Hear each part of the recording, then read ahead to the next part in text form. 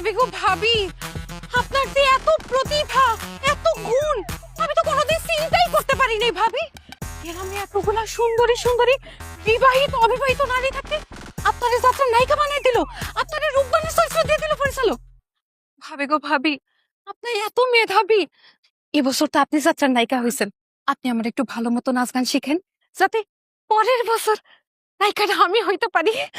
কেন আমার চেহারাটা না একেবারে বদনার মতো? হ্যাঁ, তোর লগের যে আরেকটা বদনা ছিল সেইটার কাছে নাচ গান শিখ।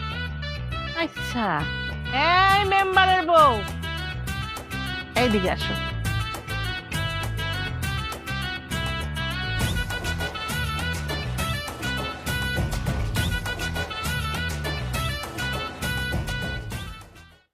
কিরে, আমি না বাবুর্চি ছিলাম, সবাই রান্না বান্না করে খাওয়াইতাম।